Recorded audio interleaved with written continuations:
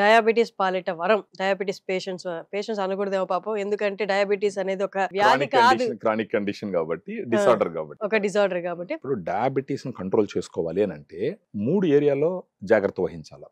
ఒకటి మనం తీసుకునేటటువంటి ఆహారము, 2 మనం చేసేటటువంటి ఎక్సర్సైజెస్, 3 వచ్చి రెగ్యులర్ గా మన గ్లూకోజ్ లెవెల్స్ చెక్ చేసుకుంటూ ఉండడం. ఈ 3 మీద గాన ధ్యాస పెడితే డయాబెటీస్ వచ్చిన తర్వాత కూడా వాళ్ళ sugar levels less than 100 milligram per decilitre కి కిందకి తీసుకొని వచ్చి డయాబెటీస్ ఉన్నప్పటికీ డయాబెటీస్ లేని వాళ్ళలాగా జీవించడానికి అవకాశం ఉంటది. ఈ గ్లూకోజ్ కణం లోపలికి పోయేదానికి ఉపయోగపడేది ఏంటి? ఇన్సులిన్. గ్లూకోజ్ పెరిగేది ఎక్కడ? మనం తీసుకునే ఆహారం నుంచి. ఇప్పుడు ఈ ఆహారం కంట్రోల్ చేయగలిగితే గనక మనకు మేజర్ ప్రాబ్లమ్ సాల్వ్ అయిపోతుంది. ఆ విధంగా ఉపయోగపడేటటువంటి ప్రోడక్ట్ ఏంటి అని అంటే డయాగ్రాండ్. ఇది డయాబెటిక్ స్పెసిఫిక్ సప్లిమెంట్ అన్నమాట. అంటే డయాబెటీస్ వాళ్ళు తీసుకోవాల్సినటువంటి సప్లిమెంట్.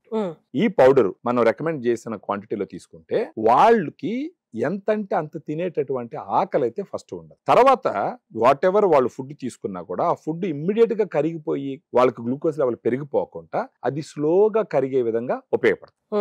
ఎందుకంటే మనకు అలవాట్లు ఏంటంటే అన్నం 3 పూట్ల అన్నం తింటాం. ఉదయం అన్నం అంటే ఇడ్లీ తిన్నా, దోశ తిన్నా, అది కూడా రైసే.